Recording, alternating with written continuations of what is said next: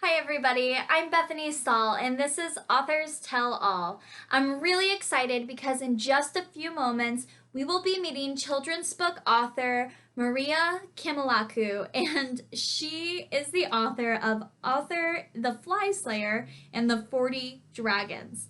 This is really exciting because I've never seen anything like her book before. It is magical, it is fun, and the story is so inventive. I couldn't even imagine coming up with a story that creative.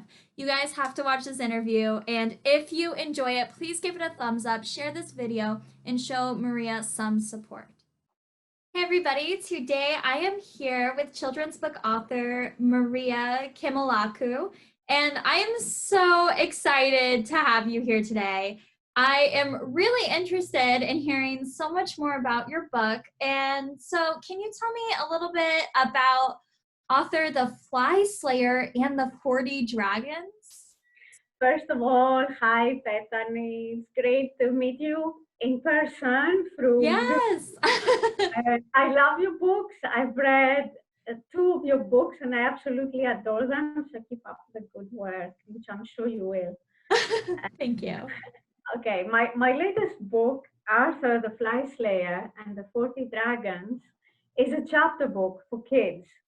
It has 10 chapters and multiple colored illustrations inside. We'll talk about this later. So basically, the main character, which is this little guy, Arthur, over here, How um, cute. he's the son of a blacksmith.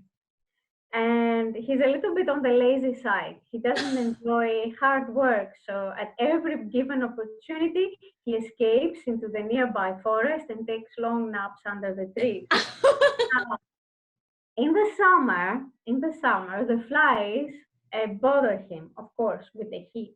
So he crafts a sword in order to battle them with the sword, and he starts killing flies with the sword, with his sword. But the townspeople begin to tease him and taunt him because basically the most important thing he does with his life is killing flies. And they start calling him Arthur the Fly Slayer. Now, this Okay. guy, he doesn't give in to taunting. What he does is he inscribes a verse on his sword and he writes, "At rest I slay 40, beware when I rise." And of course, he means flies. Now, this verse is going to get him in trouble, and he will end up facing 40 dragons. But he's not going to use force. He will not use his sword to get rid of the dragons. He's going to use his brains. And Oh, that is basically the story. It is a fun story. It's a really fun story. yeah. Unusual twists and turns. But he's not a dragon slayer. Wow. He's a fly slayer.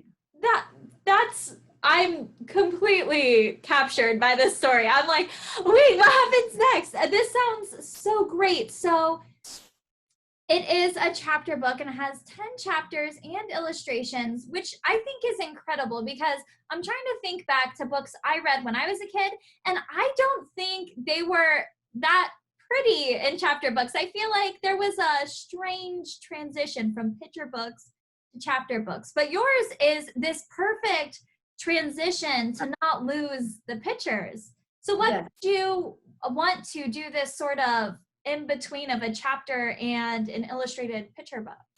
Okay. Well, I am Greek, and I've been living in the States for the past 12 years, and I started writing books in 2016. So I bring with me the Greek background in publishing. For example, I have a book to show you. In Greece, most of children's books have illustrations, colored or black and white, and most books have illustrations in every page, even the chapter books. This is a chapter book for kids 9 plus, it says behind, 9 plus. And Wow.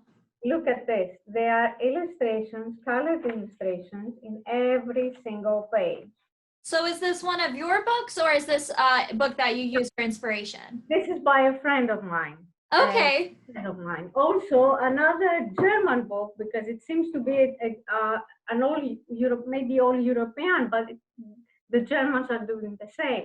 This is another book I like, Kai Knight and the Magic Silver Lance. I came across it recently and I bought it. It's a chapter book for older kids, and it has many colored illustrations. So it tends to be, I think, the norm in Europe, even for books for older kids. And I followed the same path. I I created books with illustrations. That's what I I'm love used to. that. That's what I grew up with. That's amazing because I can't think of any examples myself like that. So I think that's really cool, and I think that's the great thing about being online and all this connectivity is that where I'm in the U.S., we can connect to you and see your book and see your style and enjoy it, which is really neat. So I have to ask, are there really 40 dragons? Okay. There are 40 dragons, but not in name. I have named only three characters because I didn't want to make the book too long for kids to type down. So basically, there is the dragon leader, Olaf the Cunning, and this is Olaf. Wow.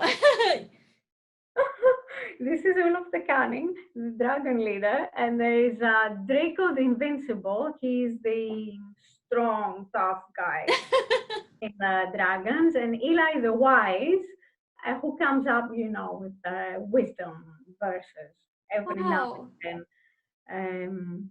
But I haven't named any other dragons, only those three. So, how did you come up with this story? Because it's unlike anything else I've ever heard about before.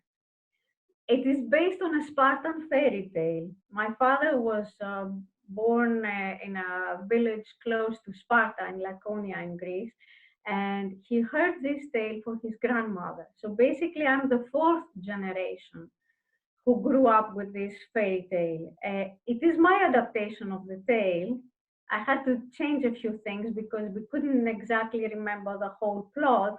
But Right.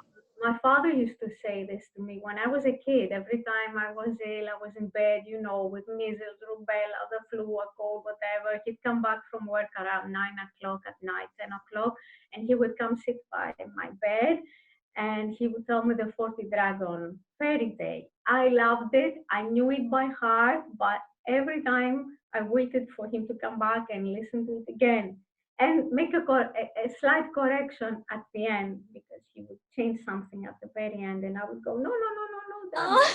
change it like that. Oh my gosh, that's so amazing how there's that deep personal connection and you got to share it now, this story that's been passed on through your family with the world. Wow. Yes, basically, I wrote this book for my father. It was my tribute to him for his 90th birthday, and it was just published and printed. It was printed in Canada, and I flew to Greece for his 90th birthday, which was December 29 last year, or a year and a half ago, and I gave it to him as a present. So I made this for my dad. It's my tribute Wow. to him. That fills my heart so much. That's so beautiful. I'm at a loss for words just because I think that's one of the greatest gifts you could have ever given, especially for his 90th birthday. That's absolutely amazing. So, I've also heard that you have free activities on your website. Yes, Can you I, talk a little bit about those? I do. I don't have it with me to show right now, but That's since okay. I can pop them up on the screen. the COVID 19 outbreak, I decided to create many more activities for Arthur and post them in a separate section called Kids Activities. So there are ideas for kids to do at home. There are several free coloring pages. There is a maze. There is a word search, and soon I'm going to add some more, a crossword puzzle or um, Great. That's great. And thank you on behalf of everyone for being a part of creating some free activities for children right now, especially with everything going on. So that is great. And if you guys are interested in grabbing some of these activities, I'm going to have all the links down below. So anytime Maria talks about anything that you guys are interested in, check the description box down below so you guys can follow along and go check out her website. So where is the best place to grab a copy of your book? Right now, the best place would be my website, mariakamoulakou.com. It is available on Amazon, but with the coronavirus pandemic, Amazon is not stocking up on printed books anymore. I just received an order yesterday, so I will be mailing books out to Amazon today. But for now, the safest place is my website. When all this pandemic frenzy is over, hopefully it will be soon, then Yes. I hope Amazon stocks up again and we can continue from there. It is also available on Kindle and it's free on KU, Kindle Unlimited. Great. So anyone can grab it there for free from Kindle Unlimited. Yes, and if you don't have Kindle Unlimited, there is going to be a link down below where you can have a 1 month free trial. So if you want to go check out this book, now is your time because you guys can grab that 1 month free trial and have no excuses and go download this book. That way you can check it out and read it. And I think this is going to be a favorite for so many children who find this book.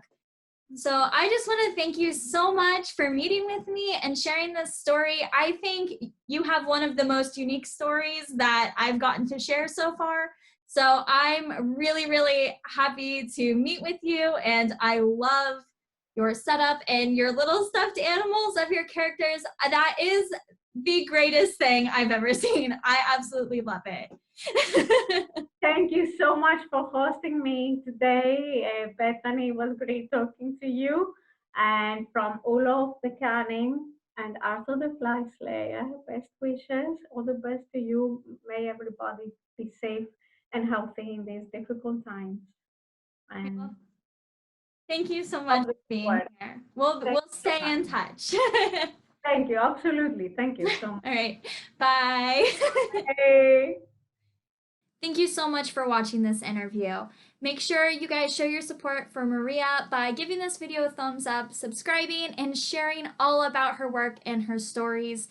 I am absolutely in love with her and her books. She is an amazing author, and I cannot wait to hear what comes next.